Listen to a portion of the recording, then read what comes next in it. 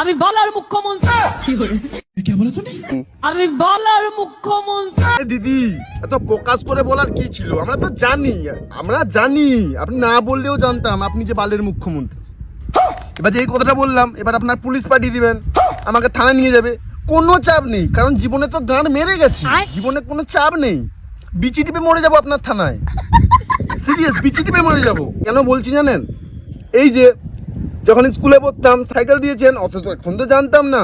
আরে বাড়িতে সাইকেল ছিল, সাইকেল দেওয়ার কি দরকার ছিল? বানা বেচে বানা গার্লফ্রেন্ডের সঙ্গে দেখা করতে যেতাম। তখন কি বাচ্চা মানুষ জানতাম এত সব আপনি যে চাঁড়ে উঠাচ্ছেন? তারপরে দিলেন কি মোবাইল, পানু দেখতে দেখতে জীবন গুদে। মোবাইল পড়াশোনার বয়সে মোবাইল কেটে, এখন বুঝতে পারছি, তখন তো আনন্দ হয়েছিল। আমায় মোবাইল দিয়েছে মমতা দিদি, কত ভালো। আমরা বুঝতে পারছি না যে আমাদের জীবনটা কানে ঢুকাচ্ছেন। তারপরে বললাম মোবাইলে পানু দেখে কাজ শেষ, একদম মাধ্যমিক দিয়ে কানে ঢুকে গেল। তারপরে হয়তো আমি কলকাতায় চাকরি বাকরি করবো।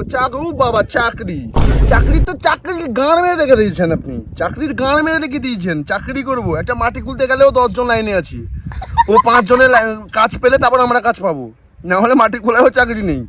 বাদ দা, চলে এলাম গুজরাটে, খাটতে তো হবে, ইনকাম করতে হবে। 500 টাকা ইনকাম করলাম, 300 টাকা খাওয়া খরচা চলে গেল, 200 টাকা বাড়িতে দিতে গুদে ঢুকে গেল। জীবনটাই গাঁড়ে একদম। 25 বছর বয়স হয়ে গেছে, কোনো বিয়ে হয়নি। আরে বিয়ে কোথা থেকে হবে? পয়সা থাকলে তো বিয়ে হবে। আপনি তো গান মেরে রেখে দিয়েছেন। এটা একটা সত্যি কথা, বাস্তব কথা কি বলছি জানেন? সবাই তাকিয়ে আছে কবে আপনি ডাকবে আপনাকে। সিরিয়াস মন থেকে বললাম। এবার আপনি আমার পুলিশ পাঠাবেন, আমাকে ধরে নিয়ে যাবেন, বাল ছেড়ে যায়, কোনো চাপ নেই। মানে থানায় নিয়ে যাবেন, মারবেন তো, তারপরের দিন মানে নিজের বিচি আমি নিজের টিপ্পো দিয়ে মরে যাবো। কারণ আপনার দেশে, আপনার এলাকায় বাঁচার থেকে না মরে যাওয়ার লাভ আছে। পশ্চিমবঙ্গের বাঁচার থেকে বিচি টিপে মরে যাবো মারা।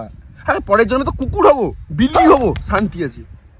কিন্তু আপনার এলাকায় মানে আপনার ইয়েতে থেকে, রাজ্যতে থেকে উন্নতি, ও গাঁড়ে